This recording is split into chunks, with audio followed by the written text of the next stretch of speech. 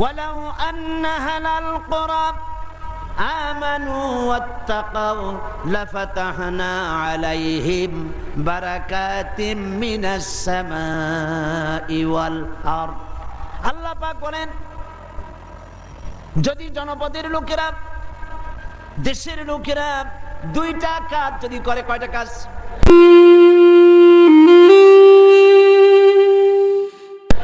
দুইটা কাজ যদি করে, আমি আল্লাহর উপরে যদি ঈমান আনে আর আমাকে ভয় করার নীতি যদি অবলম্বন করে চলে, তাহলে আমি রব্বুল আলামিন ওই দেশের মানুষের জন্য আকাশ আর জমিনের সব বরকতের দরজা খুলে দেব। কি ওয়াদা কার? আল্লাহ কি ওয়াদা ভঙ্গ করেন? কখনো তিনি কখনো ওয়াদা ভঙ্গ করেন না। সে আল্লাহ পাকের, তিনি বলছেন যে আমার রিস্কের মালিক আমি, আমি তোমাদেরকে সুযোগ দিয়েছি, গভর্নমেন্ট তৈরি করো, সরকার বানাও, এবং সরকার বানায়া আমার কোরআন দিয়া দেশ চালাও। তবে কোরআন দিয়ে যদি দেশ না চালাও, কোরআন শরীফের মধ্যে আল্লাহ অন্যত্র বলেছেন ক্ষমতা দেই, ক্ষমতা দিয়া আমি চুপ বুঝে বসে থাকি না। আল্লাহ কি ঘুমান? বলেন আল্লাহ কি ঘুমান? হযরত মুসা আলাইহিস সালাম একদিন আল্লাহরে বলেন, আল্লাহ তুমি নাকি ঘুমাও না? আল্লাহ পাক বলেন, অবশ্যই ঘুমাই না। তোমার বিশ্বাস হয় না? কয় আল্লাহ অবশ্যই বিশ্বাস হয়, তবে বুঝি না, আমার বুঝে আসে না। তো যখন তুমি বিশ্বাস করো, বুঝে যখন আসে না, তাহলে আমি বুঝাই দেবো। বিশ্বাস না করলেই তো সর্বনাশ। বিশ্বাস না করলে কি সর্বনাশ? ইব্রাহিম আলাইহিস সালাম আল্লাহরে বলছিলেন, রব্বি আরিনি কাইফা তুহিয়াল মাউতা, আয় আল্লাহ তুমি মরারে জিন্দা বানাও কেমনে? আল্লাহ কয় আওয়ালাম তুমিন, বিশ্বাস করো না? হযরত ইব্রাহিম আলাইহিস সালাম বললেন বালা। তিনি নাম বলতে পারতেন, নাম মানে হ্যাঁ, আর বালা মানে দুটো শব্দের অর্থ একরকম না। যদিও ব্যবহারিক পদ্ধতিতে বিভিন্ন জায়গায় দুটো একই অর্থে ব্যবহার হয়, কিন্তু আর্থিক দিক থেকে অর্থাৎ পারিভাষিক দিক থেকে দুটো অর্থে ব্যবহার হয়। হযরত ইব্রাহিম বলতে পারতেন বিশ্বাস করিয়া, নাম। তিনি নাম বললেন না। আল্লাহ বললেন আওয়ালাম তুমিন, বিশ্বাস করো না? জবাবে আমার জাতির পিতা। কে বললেন? আমার জাতির পিতা। চিল্লায় কোন কে? আমার জাতির পিতার নাম কি? আমার জাতির পিতা বললেন বালা। এর অর্থ কি? হয় নট। কেন নয়? অবশ্যই বিশ্বাস করি, ওয়ালাকিন লিয়াতমাইন্না কলবি। কিন্তু আল্লাহ আমি যদি দেখতে পারি তাহলে আমার মনটা একটু ঠান্ডা হয়। শোনা কথা দেখা, এর মধ্যে একটু পার্থক্য আছে তো। আল্লাহ কয় তাহলে আমি তোমার দেখাবো। বিশ্বাস যখন করছো আমি তোমার দেখাবো। মুসা আলাইহিস সালাম কয় আল্লাহ তুমি নাকি ঘুমাও না? কয় ঘুমাই তো না। তুমি বিশ্বাস করো না? কয় করি। বুঝি না। কয় তাহলে বুঝাই, এক গ্লাস পানি নিয়ে আসো। মুসা আলাইহিস সালাম এক গ্লাস পানি নিয়ে আসলেন। আল্লাহ কয় দাঁড়াই থাকো। গ্লাস একটা নিয়ে মুসা আলাইহিস সালাম দাঁড়ায় আছেন। আল্লাহ মুসারে হুকুম করলেন গ্লাস নিয়ে দাঁড়াও, আর ঘুমেরে কইলেন মুসারে ধর। ঘুম এসে মুসা আলাইহিস সালামের ধরছে। এখন হাত গেছে শিথিল হইয়া, হাতের থেকে গ্লাস পড়িয়া ভাঙ্গা টুকরা টুকরা হয়ে গেল। মুসা আলাইহিস সালাম ভয় পেয়ে গেলেন। আল্লাহ রাব্বুল আলামিন বলেন ভয়ের কোনো কারণ নাই, আমি তোমাকে পরীক্ষার জন্য, বোঝার জন্য। তুমি বুঝতে পারো নাই আমি কেন ঘুমাই না, সেই বোঝাবার জন্যই গ্লাস হাতে নিয়ে দাঁড়ায় থাকতে বলছিলাম। তুমি মুসা একটা গ্লাস পানি নিয়ে কিছু সময়ের জন্য দাঁড়াতে পারলে না, ঘুম তোমাকে হাত শিথিল করে দিল, গ্লাস ভেঙে চুরের চুরমার হয়ে গেল। আর ওই তামাম বিশাল আকাশ, এই সোলার সিস্টেম, এই পৃথিবীতে আকাশে জমিনে গ্রহ নক্ষত্র সৌররাজি নবমণ্ডল ভূমণ্ডল কুল কায়নাত পুরা সৃষ্টি আমার হাতের মুঠার ভিতরে রয়েছে। গোটা পৃথিবীর সব কিছুর ট্রাফিক আমি আল্লাহ কন্ট্রোল করি। আমি যদি ঘুমায় যাই আকাশ আর জমিনের কোনো সিস্টেম আর বাকি থাকবে না। কোরআন শরীফের ভিতরে আল্লাহ রাব্বুল আলামিন সাফ করে বলেছেন লা তাখুযুহু সিনাতু ওয়ালা নাওম। পড়েন লা তাখুযুহু সিনাতু ওয়ালা নাওম। আল্লাহর ঘুমও নাই, তন্দ্রাও নাই। সুবহানাল্লাহ। ঘুমও নাই, তন্দ্রা বোঝেন তো? জিমানি আল্লাহ জিমায়ও না, আল্লাহর কোনো ক্লান্তি নাই। সুবহানাল্লাহ। সে আল্লাহ রাব্বুল আলামিন, তিনি বলছেন ক্ষমতা দিয়া ঘুমাই না, লিনানজুরা কাইফা তা'মালুন। ক্ষমতা দিয়ে লিনানজুরা কাইফা তা'মালুন, তাকায়া থাকি তুমি তোমার জনগণের সাথে কি আচরণ করো। জনগণের ভাগ্য বদলাও না দলের ভাগ্য বদলাও, তাকাইয়া দেখি। সেই আল্লাহ পাক আগের মতো আছেন না উল্টো পাল্টা হয়ে গেছে? আছে কিনা? আয়াতুল কুরসির ভিতরে আমরা পড়ে থাকি আল্লাহু লা ইলাহা ইল্লা হুয়াল হাইয়ুল কাইয়্যুম। আল্লাহ ছাড়া কোনো ইলাহ নাই, তিনি চিরজাগ্রত, তিনি চিরঞ্জীব। যেমন ছিলেন তেমন আছেন, তেমন সুবহানাল্লাহ। এখন আল্লাহ পাক কি বলছেন? উদখুলু ফিস সিলমে কাফা। যারা ঈমান আনছো, আমরা ঈমান আনছি কিনা? আচ্ছা, আমি একটু ঈমানদারদের সংখ্যাটা দেখি, কতজন ঈমান আনছি। আলহামদুলিল্লাহ। হাত নামান। আমরা সবাই ঈমানদার, আমরা সবাই কি? তো ঈমানদারদেরকে আল্লাহ পাক বলছেন উদখুলু ফিস সিলমে, পরিপূর্ণরূপে দাখিল হয়ে যাও। কিসের মধ্যে? সিলমের মধ্যে। আত্মসমর্পণ করো, সারেন্ডার্ড হয়ে যাও। আমাদের জাতির পিতা হযরত ইব্রাহিম আলাইহিস সালামকে আল্লাহ রাব্বুল আলামিন অর্ডার করলেন আসলিম, সারেন্ডার করো। আসলিম, সারেন্ডার করো। কাকে বললেন? জাতির পিতাকে। কাকে বললেন? জাতির পিতা হওয়া এত সোজা নয়। গোটা মুসলিম মিল্লাতের পিতা, তাকে পরীক্ষা দিতে হয়, ইমানের পরীক্ষা, হাবিজাবি ফালতুর পরীক্ষা না। কিসের পরীক্ষা? ইমানের পরীক্ষা, আগুনের পরীক্ষা। নিজের কলিজার টুকরা সন্তান আল্লাহকে খুশি করার জন্য জবাব করার পরীক্ষা। এরপরে জাতির পিতা হওয়া যায়। মানুষের উপরে জাতির পিতা চাপাই দিলে জাতির পিতা হয় না। জাতির পিতা আল্লাহ বানান, কে বানায়? চিল্লায় কও, কে বানায়? ওই আল্লাহ পাক বলছেন, আমি ইব্রাহিম আলাইহিস সালামকে বললাম আসলিম, সারেন্ডার করো, মাথা নত করো, আত্মসমর্পণ করো। আমার জাতির পিতা ইব্রাহিম আলাইহিস সালাম একটা প্রশ্ন তুললেন না যে আল্লাহ কোন কোন ব্যাপারে আমি আত্মসমর্পণ করব, কোন কোন ব্যাপারে আমি সারেন্ডার করব, কোনো প্রশ্ন নাই।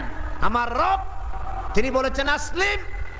আমার জাতির পিতা এক সেকেন্ড দেরি না করে সঙ্গে সঙ্গে বলেছেন আসলামতু লিরাব্বিল আলামিন। পড়েন আসলামতু লিরাব্বিল আলামিন। সারেন্ডার্ড হয়ে গেলাম, আনকন্ডিশন, কোনো শর্ত ছাড়াই, বিনা শর্তে, বিনা প্রশ্নে আমার রবের সামনে আমি আমার মাথা নত করে দিলাম। সুবহানাল্লাহ। আল্লাহ তারে গোটা বিশ্বের নেতা বানাবেন, গোটা বিশ্বের কিয়ামত পর্যন্ত মুসলমানদের জাতির পিতা বানাবেন। সেই জন্য আল্লাহ পরীক্ষা নিতে চাইলেন, জাতির পিতা তোমারে বানাবো, তবে তোমার ইমানটা কেমন তা একটু টেস্ট করা দরকার। আল্লাহ টেস্ট করলেন, ফালাই দিলেন আগুনের মধ্যে। আগুনের ভিতরে ফালানো হচ্ছে। হযরত জিবরাইল বলছেন ইব্রাহিম আমার কাছে সাহায্য চাও, আমি আগুন থেকে তোমারে বাঁচায় দেব, আমার কাছে সাহায্য চাও। চতুর্দিকে লোকেরা দাঁড়ায় দেখতেছে, আগুনের ভিতরে এখনই পড়ে যাবেন। কোন মানুষ এমন আছে এইভাবে করে আগুনে সহজে পড়তে পারে, যিনি জানেন আমি পুড়ে যাব, ওনার পরিণতি কি হবে, আগুনে পড়বেন কি পড়বেন না, তা তো ইব্রাহিম আলাইহিস সালামের জানা ছিল না, ঠিক কিনা? কিন্তু তিনি জিবরাইলের প্রশ্নের জবাব দিলেন, তার প্রস্তাবের জবাব দিলেন। জিবরাইল গো, আমি তোমার কাছে সাহায্য কেন চাইব? আমি তো এমন কোন অন্ধ আল্লাহর ইবাদত করি না যে আল্লাহ তার বান্দার দুঃখ দুর্দশা নিজের চোখে না দেখেন। আমার আল্লাহ তো অন্ধ নন। তবে আমি আগুনে পুড়ে গেলে, আগুনের ভিতরে আমি পুড়ে ভস্ম হলে আমার রব যদি খুশি হয়ে যান, তাহলে আমি আমার রবকে খুশি করার জন্য 1000 বার পড়তে রাজি আছি। ঝট করে পড়ে গেলেন আগুনের ভিতরে। ইমানে তিনি পাস করলেন, ফার্স্ট ক্লাস, ফার্স্ট হয়ে গেলেন ইমানের পরীক্ষায়। আমার আল্লাহ রাব্বুল আলামিন ইব্রাহিম দড়ি ছিঁড়ে আগুনের ভিতরে পড়ার আগে রব্বুল আলামিন আগুনের প্রতি নোটিশ করে দিলেন, ইয়া নারু কুনি বারদাও ওয়া সালামান আলা ইব্রাহিম। আগুন আমার ইব্রাহিমের জন্য শান্তিদায়ক ঠান্ডা হয়। সুবহানাল্লাহ, শান্তিদায়ক ঠান্ডা হয়। এমন ঠান্ডা হইল, আগুন তো জ্বলতেছে কিন্তু ইব্রাহিমের পশম তো দূরের কথা, গায়ের জামাও পড়ে নাই। সুবহানাল্লাহ। এ হলো জাতির জাতির পিতা, ইমানের পরীক্ষা। তিনি বলেছেন, আসলামতু লিরাব্বিল আলামিন, আমি আমার প্রভুর সামনে মাথা নত করে দিলাম। আল্লাহ আবার পরীক্ষা করলেন, এক পরীক্ষা হলো না, পৃথিবীবাসীর সামনে তোমাকে দেখাতে হবে যে তুমি সত্যি জাতির পিতা হওয়ার যোগ্য। সুবহানাল্লাহ। সবেমাত্র 80 বছর বয়সের সময় ছেলে হয়েছে হযরত ইসমাইল। আল্লাহ রাব্বুল আলামিন অর্ডার করলেন, চলে যাও এই নবজাতক সন্তান আর তার মাকে নিয়ে মরুভূমির ভিতরে রেখে আসো। কি কত বড় মারাত্মক অর্ডার! সারা জীবনের শেষ প্রান্তে এসে একটি মাত্র কলিজার টুকরা সন্তান পেয়েছেন, বউ আর বাচ্চা সুদ্ধা ফেলে আসতে হবে মরুভূমির মধ্যে। আশ্চর্য কথা। কোনো প্রশ্ন করেন নাই যে আল্লাহ নিষ্ঠুর ওয়াদাটা, এই অর্ডারটা আমারে কেন তুমি করলে? আমার উপরে এত বড় কঠিন পরীক্ষা, এ তো আগুনের পরীক্ষার চাইতে আরো মারাত্মক। আমি আমার বাচ্চাকে কেমনে মরুভূমিতে বানায় রেখে আসবো? কোনো প্রশ্ন করেন নাই। এখন আল্লাহর ঘর যেখানে, মক্কা শরীফে আল্লাহর ঘরটা যেখানে দাঁড়িয়ে আছে, এইখানে হযরত ইব্রাহিম আলাইহিস সালাম তার ছেলেকে আর স্ত্রীকে রেখে এলেন। হযরতে হাজরা বলেন, ইব্রাহিম আমাকে যেখানে রেখে যেতেছ এর কারণটা কি? আমি কি অপরাধ করেছি কোন কারণে আমার নবজাতক সন্তান শুদ্ধ এখানে তুমি রেখে যেতেছ? কোনো জবাব নাই। আবার জিজ্ঞেস করলেন, কেন রেখে যেতেছ? কোনো জবাব নাই। তৃতীয়বারে হযরত হাজরা বুঝতে পারলেন তার স্বামী আল্লাহর পয়গম্বর, আল্লাহর নির্দেশ ছাড়া কোনো কাজ তিনি করবেন না। তিনি প্রশ্ন করলেন, ইব্রাহিম এটা কি আল্লাহর হুকুম নাকি? হযরত ইব্রাহিম বললেন, হাজরা গো, আল্লাহ পাকের হুকুমেই আমি তোমাকে রেখে গেলাম। আকাশের দিকে আঙ্গুলটা উঁচু করলেন, আবেগে ভারাক্রান্ত হয়ে গেলেন হযরত ইব্রাহিম আলাইহিস সালাম। হযরতে হাজরা বললেন, ইব্রাহিম কোনো চিন্তা নাই, আল্লাহ পাক যখন হুকুম করেছেন নিশ্চিন্ত মনে তুমি বাড়ি ফিরে যাও। আমি আমার আল্লাহর উপরে এতটা নির্ভরশীল, এই মরুভূমি যেখানে পানি নাই, খাবার নাই, গাছ নাই, পালা নাই, ঘর নাই, মানুষ নাই, জন নাই, আমি আমার আল্লাহকে এতটা বিশ্বাস করি, এই মরুভূমির ভিতরে, তৃণহীন পানিহীন মরুভূমির ভিতরে আল্লাহ রব্বুল আলামিন আমাকে আর আমার ইসমাইলকে না খাওয়াইয়া মারবেন না। পরীক্ষা কাহাকে বলে? হযরত ইব্রাহিম আলাইহিস সালাম চলে গেলেন, একবার ফিরেও তাকান নাই। সুবহানাল্লাহ কইতে পারলেন না। এখানে পরীক্ষা শেষ হলো না। ছেলে একটু বড় হয়েছে, দৌড়াতে পারে, জ্ঞান বুদ্ধি কিছুটা হয়েছে। আল্লাহ পাক অর্ডার করলেন, যাও এইবার ছেলেকে জবাহ করো। এই পরীক্ষা আগুনের পরীক্ষার চাইতে সহজ নাকি? সুবহানাল্লাহ, সুবহানাল্লাহ। জাতির পিতা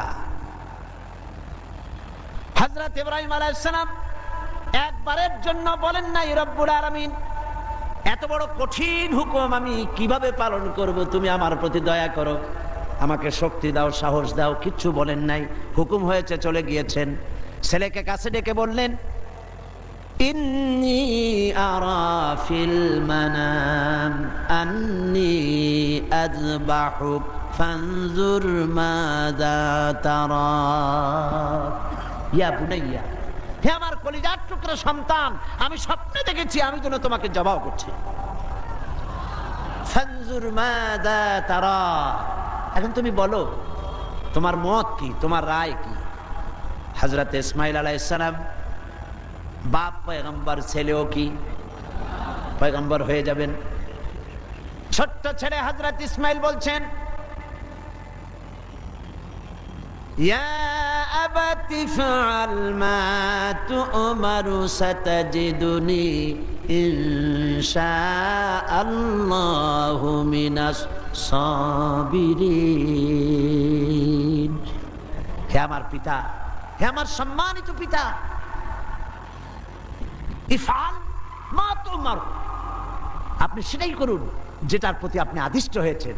ওই বাচ্চা ছেলে বুঝতে পেরেছে আমার পিতার স্বপ্ন স্বপ্ন নয়, নবীদের স্বপ্ন ওহীর সমান।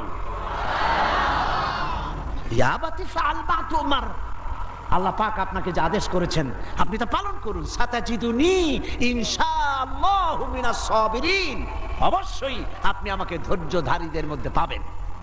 সুবহানাল্লাহ। এই পরীক্ষাও হযরত ইব্রাহিম আলাইহিস সালাম পাস করলেন না করেন না? করছেন কিনা? আল্লাহ পাক বলছেন দেখো ব্যাপারটা কি হলো। হযরত ইব্রাহিম তো জানেন না যে ছেলে জবাহ হবে না, আর ছেলেও জানে না যে সে জবাহ হয়ে যাবে না, কথা ঠিক কিনা? হযরত ইব্রাহিম আলাইহিস সালাম ছেলেকে জবাহের জন্য প্রস্তুতি নিলেন। এবার দেখেন কোরআনের ভাষাটা কি। আল্লাহ পাক বলছেন ফালাম্মা আসলামা ওয়া তাল্লাহু লিল জাবিন, ফালাম্মা আসলামা উদখুলু ফিস সিলমে, কাফা সেই সিলমুন এখানেও সেই সিল্লাম এখানেও আসছে আসলামা। ফালাম্মা আসলামা, যখন তারা বাপ বেটা দুজনেই আনুগত্যের মস্তককে অবনত করে দিল। হযরত ইব্রাহিম দিলেন, আল্লাহর হুকুমের সামনে মাথা নত করে ছুরি হাতে নিলেন, আর হযরত ইসমাইল পিতার হুকুমের সামনে আল্লাহর হুকুম অনুযায়ী গলাটা পেতে দিলেন। ফালাম্মা আসলামা ওয়া তাল্লাহু লিল জাবিন, গলাটা কাট করে দিলেন। হযরত ইসমাইল বললেন আব্বা একটি কাজ করুন, আমাকে জবাহ করার আগে আমার হাত পা একটু ভালো করে বেঁধে দিন, আর আপনার নিজের চোখটাও একটু ভালো করে বাঁধেন, কারণ আমি আপনার একমাত্র সন্তান। আমাকে জবাহ করতে গেলে আমার গলার উপরে যখন ছুরি ধরবেন আপনার কলিজায় মায়ার উদ্রেক হয়ে যেতে পারে। চোখটা বেঁধে নেন আর আমার হাত পা বাঁধেন, যাতে করে আমার হাত পা আপনার গায়ে না লাগে। আর আমি মরে যাও, আমি জবাহ হয়ে যাওয়ার পর আমার রক্ত মাখা জামাটা নিয়ে আমার মাকে দিয়ে দিবেন, আর বলবেন ইসমাইলের সঙ্গে কিয়ামতের দিন তোমার সঙ্গে দেখা হয়ে যাবে। হযরত ইব্রাহিম আলাইহিস সালাম ইসমাইলকে বাঁধলেন, নিজের চোখ বাঁধলেন, হযরত ইসমাইলকে জবাহ করতে যাবেন। হযরত ইসমাইল বলেন আব্বা আমার একটা ভুল হয়ে গেছে, আমার হাত পায়ের বাঁধন খুলে দেন। হযরত ইব্রাহিম বাঁধন খুলে দিলেন, আর জিজ্ঞেস করলেন বাঁধতে বললে আবার খুলতে বললে কেন? হযরত ইসমাইল বললেন বাঁধার পরে আমার মনের মধ্যে একটা চিন্তা জাগলো, হাত পা বন্ধন অবস্থায় যদি আমারে জবাহ করা হয় তাহলে না জানি কিয়ামতের ময়দানে এমন প্রশ্ন উঠতে পারে যে ইসমাইল আল্লাহর হুকুমে রাজি ছিল না বলে তার বাবা তার হাত পা বেঁধে জবাহ করেছিল। এই প্রশ্ন যাতে না উঠতে পারে হাত পা ছেড়ে দেন, আমি ধৈর্য ধারণ করব, নড়ব না। সুবহানাল্লাহ। হযরত ইব্রাহিম আলাইহিস সালামকে আল্লাহ পাক এই পরীক্ষায় পাশ করায় দিলেন। তিনি পরীক্ষায় পাশ করলেন। আল্লাহ রাব্বুল আলামিন এবার আমার জাতির পিতাকে ডাকতেছেন, ওয়া নাদাইনাহু আইয়া ইব্রাহিম قد صدقت الرؤيا إنا كذلك نجزي المحسنين وناديناه أن يا إبراهيم, আমি ইব্রাহিমকে ডেকে বললাম ও ইব্রাহিম قد صدقت الرؤيا, তুমি তোমার স্বপ্নকে বাস্তবে রূপ দিয়েছো। সুবহানাল্লাহ, স্বপ্নকে বাস্তবে রূপ দিয়েছো। ইন্না কাযালিকা নাজজিল মুহসিনিন, এইভাবে মুহসিনিনদেরকে আমি পুরস্কৃত করে থাকি দুনিয়া এবং আখিরাতে। হযরত ইব্রাহিমের নাম যতদিন পর্যন্ত সূর্য পূর্ব দিগন্ত থেকে উদিত হবে আর পশ্চিম দিগন্তে অস্তমিত হওয়ার এই ধারা যতদিন প্রবাহিত থাকবে, যতদিন এই পরিক্রমা জারি থাকবে, ততদিন পর্যন্ত পৃথিবীর জাতি ধর্ম দল মত নির্বিশেষে সকল মানুষের মুখে উচ্চারিত হবে ইব্রাহিম আলাইহিস সালাম, সালামুন আলা ইব্রাহিম। সুবহান। কারণটা হচ্ছে আল্লাহ পাক বলেছিলেন আসলিম, ইব্রাহিম আলাইহিস সালাম বলেন আসলামতু লিরাব্বিল আলামিন, আমি আমার প্রভুর সামনে আমার মাথাকে নত করে দিলাম। এটাই মুসলমানের কাজ, মুসলমানকে আল্লাহ পাক শেখাচ্ছেন। قل إن صلاتي ونسكي ومحياي ومماتي لله رب العالمين পড়েন আমার সাথে قل إن صلاتي ونسكي ومحياي ومماتي لله رب العالمين আল্লাহ পাক বলেন বলো কাদেরকে বলতেছেন আমাদেরকে কাদেরকে বলো বলো ইন্না সালাতি নিশ্চয়ই আমার নামাজ ওয়া নুসুকি আমার কুরবানি ওয়া মাহইয়ায়া আমার বেঁচে থাকা ওয়া মামাতি আর আমার মরে যাওয়া কার জন্য লিল্লাহি রাব্বিল আলামিন সব কিছু পরওয়ারদিগার तमाम বিশ্বের तमाम জাহানের পালনেওয়ালা রব তার জন্য আমার বেঁচে থাকা আমার মরে যাওয়া আমার নামাজ আমার কুরবানি সব কার জন্য চিল্লায় কোন কার জন্য আল্লাহ পাকের জন্য এই কথাই আল্লাহ পাক বলছেন উদখুলু ফিস সিলমি কাফা পরিপূর্ণ রূপে ইসলামের মধ্যে দাখিল হয়ে যাও একটু আধটু না রাজনীতিতে তুমি রাজনীতিতে যাবা আমেরিকার দিকে গণতন্ত্রের দিক থেকে যাবা আমেরিকার দিকে রাজনীতির দিক থেকে যাবে তুমি ব্রিটিশের দিকে সংস্কৃতির দিক থেকে যাবে তুমি শান্তিনিকেতন তুমি যাবা দিল্লি গয়া কাশী এর নাম মুসলমান না এগুলোর নাম মুনাফিক এগুলোর নাম কি যারা বলেন নাম কি তোমাকে যেতে হবে মক্কা মদিনা হতে হবে কোন পন্থী মক্কা মদিনা পন্থী হতে হবে উদখুলু ফিস সিলমি কাফা পরিপূর্ণ রূপে ইসলামের মধ্যে দাখিল হয়ে যাও অল্প একটু আধটু দাখিল হলে চলবে না সুতরাং ধর্ম নিরপেক্ষ হওয়ার কোনো সুযোগ ইসলামে নাই আছে আচ্ছা আপনারা আমাকে বলেন দুনিয়ায় কোন নবী ধর্ম নিরপেক্ষ ছিলেন বলেন একজন নবীর নাম কোন একজন নবীর নাম এই বিশাল জনসমুদ্রের কাছে আমি জানতে চাই একজন নবীর নাম বলুন যিনি ধর্ম নিরপেক্ষ ছিলেন জি নাই একজন সাহাবীর নাম বলতে পারবেন तमाम পৃথিবীর সমস্ত আলেম উলামা পীর বুজুর্গ মুহাদ্দিসিন মুফাসসিরিন মুহাক্কিকিন সব একমত ধর্ম নিরপেক্ষ মতবাদ একটি কুফরি মতবাদ এই মতবাদ আল্লাহর নয় এটা শয়তানের তৈরি এটা কার তৈরি আর ইসলামটা কার আল্লাহর ধর্ম নিরপেক্ষতা কার ধর্মের ব্যাপারে নিরপেক্ষ আপনি হতে পারেন না নিরপেক্ষতাও একটা পক্ষ নিরপেক্ষতাও একটা পক্ষ ওরা সরাসরি বলে না সাহস নাই সেই জন্য বলে না কি বলে না ঠিক তো আন্দাজে কইলেন আগে না শুনবেন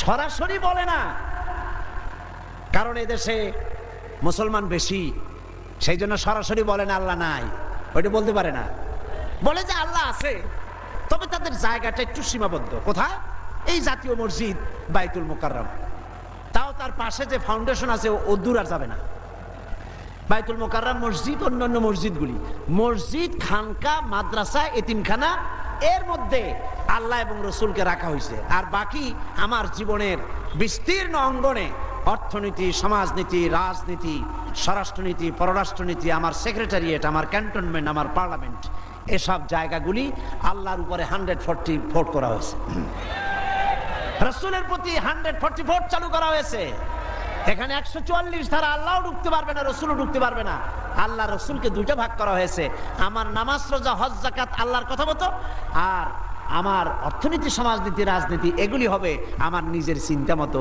এই চিন্তা যারা করেন তারা মুসলমান নন মুসলমান নন মুসলমান নন অবশ্যই মুনাফিক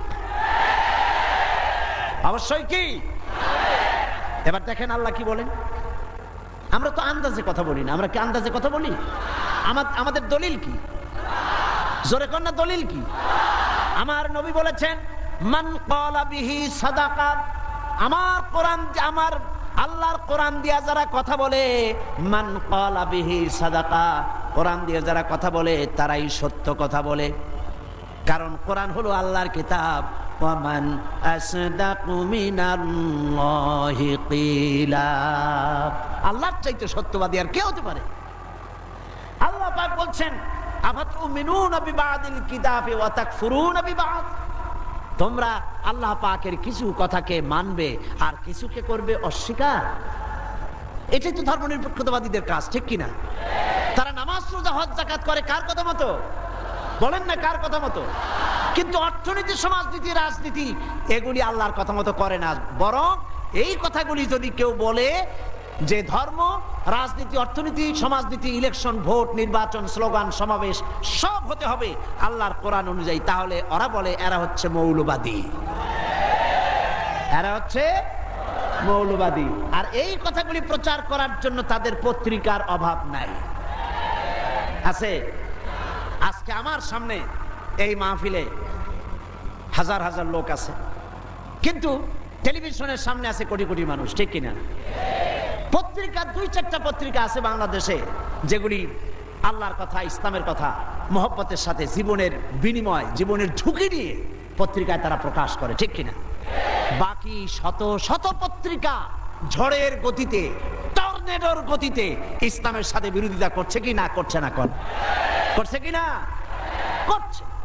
এবং এরাই ধর্মনিরপেক্ষতাকে বাঁচায় রাখার জন্য এক শ্রেণীর বুদ্ধিজীবী কবি সাহিত্যিক তৈরি করেছে এবং পত্রিকাগুলি এদেরকে বাঁচায় রাখে, আর ইসলামের সাথে করে চরম কি বিরোধিতা। দেখেন, এইখানে আমি আসার সাথে সাথে একটা প্রশ্ন আমার কাছে আসলো, একটা প্রশ্ন আসলো। প্রশ্নটা হচ্ছে, সে লোক বলেছে যে ওয়াজ মাহফিলের আমাদের সমাজে এক শ্রেণীর লোক আছে যারা এই বলে জনগণকে বিভ্রান্ত করছে যে সাইদি সাহেব এবং অন্যান্য বিখ্যাত আলেমগণ ওয়াজ মাহফিলের মাধ্যমে প্রচুর অর্থ উপার্জন করছে। এই সকল লোকদের প্রশ্ন হলো, আলেমগণ নবী ওনার নাজিলকৃত কোরআনের আলোচনার বিনিময়ে কোনো অর্থ উপার্জন করছেন কেন? এই প্রশ্নটির সৃষ্টি হয়েছে কদিন আগে একটি পত্রিকা, ভারতের টাকায় পরিচালিত, আমি নাম বলবো না। আমি তখন কুমিল্লা মাহফিল করতেছি।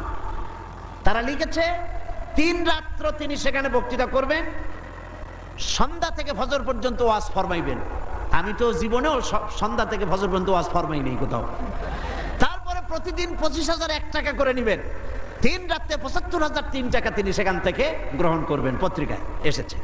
পরের দিন সেই কমিটি মাহফিলে দাঁড়ায় এর প্রতিবাদ করলো, ঘৃণা জানালো যে কোনোদিন আমরা ওনাকে ধরনের পয়সা করি দেই নেই। জিন্দেগিতে মানুষের সঙ্গে কন্ট্যাক্ট করে, চুক্তি করে আমি সাইদি টাকা নিয়েছি, এর প্রমাণ কোন মায়ের সন্তান, বাংলাদেশ তো দূরের কথা, তামাম পৃথিবীতে কেউ দিতে পারবে না। পত্রিকাগুলি এগুলি ছেপে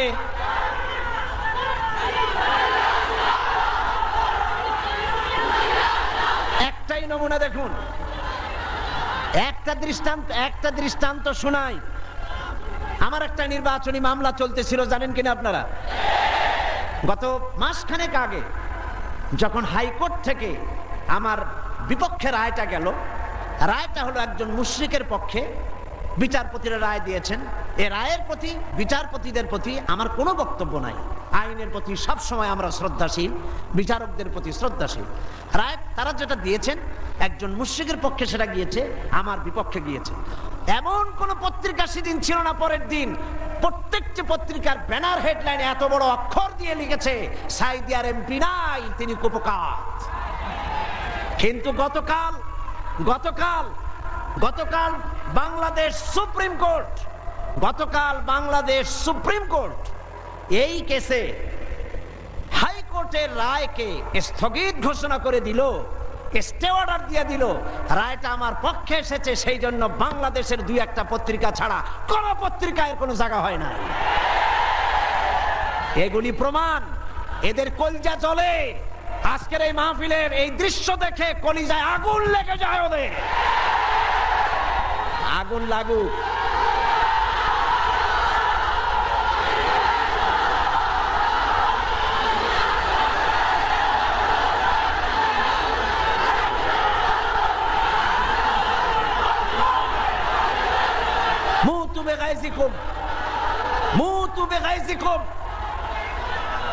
এরা চলতে থাকবে। আর আমার আল্লাহর ফরমান শুনুন। কার ফরমান? ইউরিদুনা লিইউতফিউ নূরাল্লাহি বিআফওয়াহিহিম ওয়াল্লাহু মুতিম্মু নূরিহি ওয়ালাউ কারিহাল কাফিরুন। আল্লাহ পাক বলেন, ওরা চায় মুখের ফু দিয়া আমার আলোকে নির্বাপিত করে দেবে, আমার আলোটারে দুনিয়া থেকে নিভাইয়ে দেবে। আল্লাহ পাক বলেন ওদের মনের মধ্যে যত জ্বালা পোড়া হোক না কেন, আমার দিনকে আমি, আমার দিনের আলোকে আমি প্রজ্বলিত করে রাখবো, এটাকে আমি পূর্ণতা দান করব। ওদের কলজে যত পুড়ুক, জ্বলতে থাকো, পুড়তে থাকো। তোমাদের চোখের সামনেই এই বাংলাদেশের একদিন আসবে যেদিন তোমাদের নাকের ডগার উপর দিয়ে কালেমার পতাকা করে উঠবে ইনশাআল্লাহ। বলেন ইনশাআল্লাহ, বলেন ইনশাআল্লাহ। এবার বিশ্বকবি কি বলেন শোনেন। বিশ্বকবি আল্লামা ইকবাল বলেন, সতীজা কর রহা হ্যায় अज़ल से ताइम रोज, सतीजा कर रहा है अज़ल से ताइम रोज, चरागे मुस्तफावी से शरारे बुलहबीस। সে আবাহমান কাল থেকে শুরু করে পর্যন্ত নমরুদ, ফেরাউন, হামান, সাদ্দাত, আবু জাহেলের গোষ্ঠীরা নবুয়তের চারাগকে নিভায়ে ফেলতে চেয়েছে, কিন্তু তাদের হাজারো প্রচেষ্টা সত্ত্বে চারাগে মুস্তাফাবি রাসূল করিম সাল্লাল্লাহু আলাইহি ওয়াসাল্লামের জ্বালানো চারাগটা টিম টিম করে জ্বলতে রয়েছে। টর্নেডো, গর্কি এবং ঝড়ো হাওয়ার মোকাবেলা করে জ্বলতে থাকবে ইলা ইয়াউমিল কিয়ামা। কেউ ঠেকাতে পারবে না। পারবে কেউ ঠেকাতে? কেউ ঠেকাতে পারবে না। সুতরাং কোরআন শরীফের কিছু কথা মানবেন আর কিছু কথা মানবেন না, এটার নাম হচ্ছে মুনাফিকি। এটার নাম মুনাফিক। জীবনের সকল ক্ষেত্রে মানতে হবে কার কথা? আল্লাহর কথা। ধর্মনিরপেক্ষতার অর্থই হলো ধর্মহীনতা। এই ধর্মনিরপেক্ষতায় যারা বিশ্বাসী তারাই 1972 সনে বাংলাদেশের সবগুলি ইউনিভার্সিটির মনোগ্রাম থেকে ইকরা বিসমি রাব্বিকাল্লাযী খালাক রব্বি জিদনি ইলমা কোরআনের আয়াতকে তারা তুলে ফেলেছিল। যারা এই ধর্মনিরপেক্ষতায় বিশ্বাসী তারাই সালিমুল্লাহ মুসলিম হলের মুসলিম শব্দ মুছে ফেলে দিয়েছিল। এই তারাই নজরুল ইসলাম কলেজের ইসলাম শব্দ তুলে ফেলে দিয়েছিল। এই তারাই নিজেদের দলের নামের ভেতর থেকে মুসলিম শব্দটি একটি বিশেষ ধর্মীয় গোষ্ঠীর ভোট পাওয়ার জন্য নিজের দলের নাম থেকে মুসলিম শব্দ বিসর্জন দিতে কুণ্ঠাবোধ করে না। সুতরাং ধর্মনিরপেক্ষ মতবাদ শয়তানের আবিষ্কার। কার আবিষ্কার? ওরা দুইটা আয়াত পেয়েছে কোরআন শরীফ থেকে, দুইটা আয়াত। ওরা বলে ধর্মনিরপেক্ষতাবাদের কথা তো কোরআন শরীফই আছে আর বুখারী শরীফও আছে। কোথায় আছে? কয় যে বুখারী শরীফে আছে লাকুম দীনুকুম ওয়ালিয়া দীন। নাউযুবিল্লাহ। আল্লাহর কোরআনের আয়াত নিয়ে ঢুকাইছে কিসের মধ্যে? বুখারীর মধ্যে। লাকুম দীনুকুম ওয়ালিয়া দীন মানে কি? লাকুম দীনুকুম ওয়ালিয়া দীন অর্থ তারা করেছে যে যার ধর্ম তার কাছে। এটা ধর্মনিরপেক্ষবাদের কথা। তোমরা বাঙ্গালকে হাইকোর্ট দেখাতে চেষ্টা করো। কোরআন পড়তে জানো? লাকুম দীনুকুম বানান করে কেমনে তা জানো? এটা নাজিল হয়েছে কোন প্রেক্ষাপটে তা কি জানো? সুতরাং যা জানো না সে বিষয়ে কথা বলতে এসো না। আমি যদি মেডিকেল সায়েন্স না জানি, আমি যদি চিকিৎসা বিজ্ঞান না জানি, আমি যদি ওষুধপত্রের খোঁজ খবর না রাখি, তাহলে কোনো ডাক্তারের প্রেসক্রিপশনের উপরে কথা বলা আমার ধৃষ্টতা। ঠিক কিনা? যে বিষয় আমি জানি না, অর্থনীতি যদি আমি না বুঝি, তো কোনো অর্থনীতিবিদের বক্তব্যের উপরে আন্দাজে কোনো কথা মারিয়ে দেওয়া, মাথা দিয়ে ঠেলা আমার জন্য ঠিক নয়। তো তুমি ধর্ম জানো না, তুমি কোরআন জিন্দেগিতে পড়ো নাই, কোরআন বানান করে কেমনে তাও জানো না, সূরা ফাতিহাও শুদ্ধ করে পড়তে পারো না, লাকুম দীনুকুম শুনাই দিলে মানুষেরে, আর সাধারণ মানুষ মনে করলো মাশাআল্লাহ আমাদের নেতা নেত্রী তো বুখারীও পড়ে দেখা যায়। লাকুম দীনুকুম ওয়ালিয়া দীন প্রেক্ষাপট কি? কাফেরেরা বলেছিলেন হে রাসূল, কাফেরেরা বলছে কুরাইশ নেতৃবৃন্দ, হে রাসূল, হে মুহাম্মদ সাল্লাল্লাহু আলাইহি ওয়াসাল্লাম, আসো ধর্ম আমরা 50-50 করে ভাগাভাগি করে নিই। এইরকমের করে ঝগড়া ভাগড়া করা কোনো লাভ নাই, আসো আমরা 50-50 করি। বলে কি রকম? বলে কিছুদিন আমরা মসজিদে ঢুকে তোমার আল্লাহরে দুই একটা সেজদা দেব, আর তুমি কিছুদিন আমাদের মূর্তিগুলোর সামনে এসে একটু প্রণাম দিয়ে যাইও। ধর্ম ভাগাভাগি করে নি। এই সময় আল্লাহ পাক এই আয়াত নাজিল করলেন। এই সূরার নাম কি? আল্লাহ রাব্বুল আলামিন ওহী নাজিল করে দিলেন, কুল ইয়া আইয়ুহাল কাফিরুন লা আ'বুদু মা তা'বুদুন। হে কাফের বলো, হে নবী বলুন, হে কাফেরেরা, আমরা যার ইবাদত করি তোমরা তার ইবাদত করো না, তোমরা যার ইবাদত করো আমরা তার ইবাদত করি না।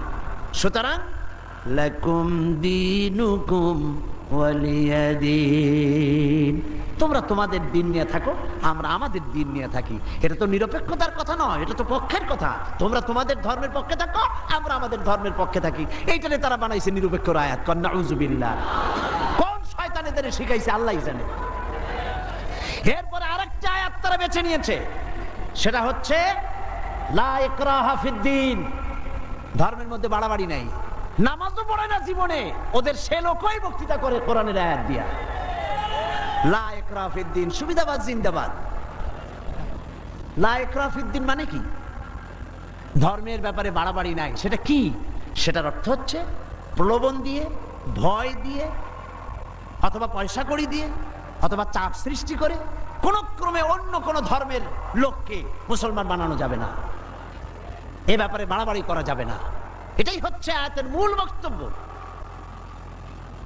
লা ইকরাহা ফিদ্দিন, ধর্মের ব্যাপারে বাড়াবাড়ি করা যাবে না, সুতরাং তুমি নামাজ পড়ো, রোজা করো, এটারে আর অর্থনীতি সমাজনীতিতে আইনো না। এটা হলো তাদের বক্তব্য। নাউযুবিল্লাহি মিন যালিক। আপনারা আমাকে বলেন, রাসূল করিম সাল্লাল্লাহু আলাইহি ওয়াসাল্লাম তিনি কি রাষ্ট্রপ্রধান ছিলেন না? আমি বুঝি না মানুষের মাথার মধ্যে এই চিন্তাগুলি কেন আসে না। রাসূল সাল্লাল্লাহু আলাইহি ওয়াসাল্লাম একটা রাষ্ট্র পরিচালনা করেছিলেন। তিনি কি রাজনীতি ছাড়াই রাষ্ট্র পরিচালনা করছিলেন? বলেন আপনারা। তিনি যে রাষ্ট্রের প্রধান ছিলেন, সেটার পরিধি ছিল 12.5 লক্ষ বর্গ মাইল। রাসূলুল্লাহ নবীদের মধ্যে একাই রাজনীতি করেছেন, আর কেউ করে নাই। এমনটি হয়েছে। এই কোরআন শরীফে আর কারো নাম আপনারা জানেন যিনি রাজনীতি করেছিলেন, যিনি রাষ্ট্র চালিয়েছিলেন? বলেন তো নামটা কি? ইউসুফ আলাইহিস সালাম।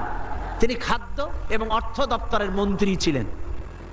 একদিকে রাসূল, আর একদিকে অর্থ এবং খাদ্য দপ্তরের মন্ত্রী। কোন দেশে? মিশরের। এরপরে গোটা মিশরের প্রেসিডেন্ট হলেন কে? ইউসুফ আলাইহিস সালাম গোটা মিশরের প্রেসিডেন্ট, দাউদ আলাইহিস সালাম প্রেসিডেন্ট, সুলাইমান আলাইহিস সালাম तमाम পৃথিবীর প্রেসিডেন্ট, রাসূল করিম সাল্লাল্লাহু আলাইহি ওয়াসাল্লাম তিনিও প্রেসিডেন্ট। তিনি ইন্তেকাল করার পরে হযরত আবু বকর রাদিয়াল্লাহু তাআলা আনহু সহ সাহাবীরা রাজনীতি ছেড়ে দিয়েছেন নাকি? বলেন, ছেড়ে দিয়েছে নাকি? হযরত আবু বকর, যার সম্পর্কে রাসূলুল্লাহ বলেছেন तमाम পৃথিবীর মুমিনের ঈমান যদি এক পাল্লায় রাখা হয়, আর এক পাল্লায় যদি আবু বকরের ঈমান রাখা হয়, দুনিয়াবাসী দেখতে পাবে तमाम পৃথিবীর মুমিনের ঈমানের তুলনায় এক আবু বকরের ঈমানের পাল্লাটা ভারী হয়ে যাবে। তিনি খলিফাতুল মুসলিমিন ছিলেন, আমিরুল মুমিনিন ছিলেন, প্রেসিডেন্ট ছিলেন। হযরত ওমর রাদিয়াল্লাহু তাআলা আনহু গোটা বিশ্বের অর্ধেকটা পৃথিবীর প্রেসিডেন্ট ছিলেন, যার সম্পর্কে রাসূল বলেছেন লা নাবিয়্যা বাদি ওয়ালা রাসূলা, আমার পরে নবীও হবে না, রাসূলও হবে না। কিন্তু যদি কেউ নবী হতো আমার পরে, লাকানা ওমর, ওমর অবশ্যই আল্লাহর নবী হয়ে যেতেন। হযরত ওসমান জিন্নুরাইন তিনি প্রেসিডেন্ট ছিলেন। হযরত আলী কাররামাল্লাহু ওয়াজহাহু তিনি প্রেসিডেন্ট ছিলেন, ছিলেন না? তাহলে কি করে বলতে পারেন মুসলমানের সন্তান হইয়া, কেমনে বলতে পারেন যে ধর্ম আর রাজনীতি আলাদা, আমি ধর্ম নিরপেক্ষ? নিরপেক্ষ থাকতে পারবেন না। যেমন পথ চলতে গেলে হয় আপনি রাইটিস্ট হবেন, না হয় আপনি লেফটিস্ট হবেন। হয় ডান দিক দিয়ে চলবেন, না হয় বাম দিক দিয়ে। কিন্তু কেউ যদি কয় যে আমি রাইটিস্ট হব না, লেফটিস্ট হব না, আমি মিডিলিস্ট হব, আমি রাস্তার মাঝখানে দাঁড়ায় থাকবো, আমি নিরপেক্ষ, কোনো পক্ষে যাবে না, আমি নিরপেক্ষ রাস্তার মাঝখানে। এখন আপনি ঢাকা চিটাগং হাইওয়ে, মোটরওয়ে, বিশ্ব রোড, এই বিশ্ব রোডের ডান দিকেও নাই, বাম দিকেও নাই, যেহেতু আপনি নিরপেক্ষ, আপনি মাঝখানে দাঁড়াইছেন। আপনার এই মাঝখানে দাঁড়াবার স্বাদ মিটিয়ে দেবে ট্রাক বাবাজি আইসা, জনমের স্বাদ মিটিয়ে দেবে। ঠিক কিনা? ঠিক কিনা? তাহলে মুসলমানেরা আপনারা আপনাদের অবস্থান ঠিক করুন, কোন দিকে যাবেন? ডান দিক না বাম দিক না মাঝখানে? কোন দিকে? ডান দিকে। আসহাবুল ইয়ামিন, ডান দিকের নেতৃত্ব দিয়েছে নবীরা, এবং এই নেতৃত্ব দিয়ে তারা ডানপন্থীদের নিয়ে যাবে জান্নাতে। কোথায় নিয়ে যাবে? আর বামপন্থীদের নেতৃত্ব দিয়েছে শয়তান। আমি জানি না, বুঝি না, মুসলমান হইয়া মুসলমানের ঘরে জন্মগ্রহণ করে বামপন্থী আন্দোলন কেমনে করে আমার মাথা ঢোকে না। কোরআন শরীফে বলা হয়েছে আসহাবুশ শিমাল বামপন্থী, এই বামপন্থীদের নেতা হলো শয়তান, শয়তান বামপন্থীদের নেতৃত্ব দিয়া কিয়ামতের দিন নিয়ে যাবে জাহান্নামে। কোন দিকে নিয়ে যাবে? জাহান্নামে নিয়ে যাবে। সুতরাং আপনি ডিসাইড করুন, আপনি ঠিক করুন কোন দিকে যাবেন, ডান অর বাম অথবা মাঝখানে, কোন দিকে? যদি আপনি বামে চলে যান জাহান্নামে যেতে হবে। যদি মাঝখানে দাঁড়ান, রাস্তার মাঝখানে দাঁড়ালে ট্রাক যেভাবে আপনাকে জীবনের স্বাদ মিটায় দেবে মাটির সাথে মিশিয়ে দিয়ে, ওইভাবে করে আপনি ডানপন্থীও হলেন না বামপন্থীও হলেন না, মাঝখানে দাঁড়িয়ে আছেন, অবস্থান মানুষকে বুঝতে দিলেন না, মুনাফিকের জায়গায় দাঁড়ায় আছেন। শয়তান এসে আপনাকে সবল মেরে জাহান্নামে নিক্ষেপ করবে।